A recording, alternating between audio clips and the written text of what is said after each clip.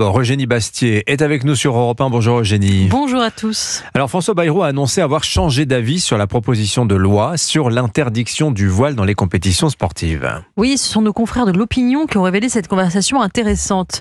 Hier matin, alors que Laurent Wauquiez lui demandait d'inscrire à l'agenda de l'Assemblée le texte déjà voté au Sénat qui propose d'interdire le voile dans les compétitions sportives, le Premier ministre s'est montré réticent.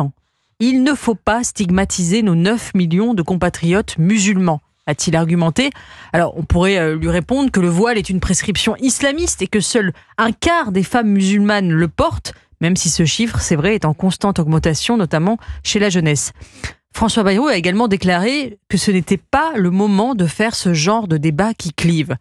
On lui répondra que ce n'est jamais le bon moment et que s'il a tant peur de cliver, on pourrait lui suggérer de supprimer de l'ordre du jour le texte de loi sur la fin de vie, qui est là aussi un débat clivant et inflammable. Alors pourtant, François Bayrou s'était dit favorable à la loi interdisant le voile dans les compétitions sportives il y a à peine un mois.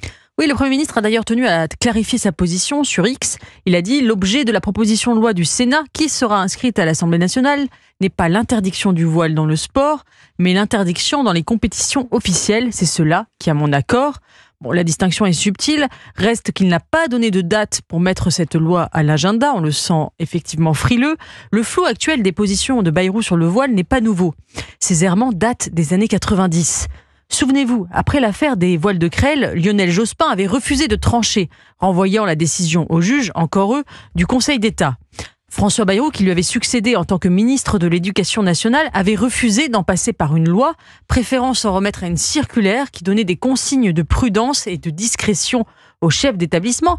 En 2004, il s'était abstenu lors du vote de la loi interdisant les signes religieux à l'école, car il estimait qu'il fallait plutôt apaiser le climat.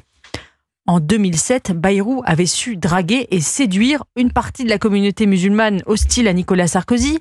À l'époque, il avait donné une interview au site oumma.com. Il s'y disait révulsé par l'islamophobie et favorable au droit de vote des étrangers aux élections locales. Ce n'est pas pour rien que Michel Houellebecq l'avait choisi comme Premier ministre de fiction du président musulman Ben Abbès dans son roman Soumission. Et quelle est la conviction profonde de François Bayrou, pensez-vous, au sujet de l'islam et des musulmans ? Écoutez, difficile à dire, sans doute celle d'un démocrate chrétien au logiciel un peu périmé. Le maire de Pau voit dans les musulmans les nouveaux protestants et se voudrait, tel Henri IV, le réconciliateur des Français afin d'éviter une nouvelle guerre civile.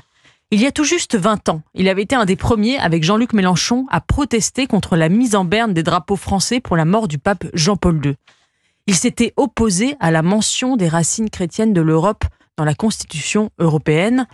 Il y a chez lui un mélange entre la laïcité Ratzoc, la culpabilité catholique envers sa propre histoire et une grande naïveté face à l'islam conquérant.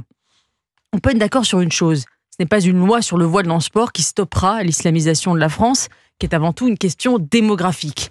Mais ce n'est pas en cédant aux islamistes qu'on reculera la guerre civile. Signature Europe 1, Eugénie Bastier. Vous pouvez la réécouter évidemment cette chronique sur europe1.fr, dans votre appli Europe 1. Vous pouvez aussi la faire écouter à vos proches.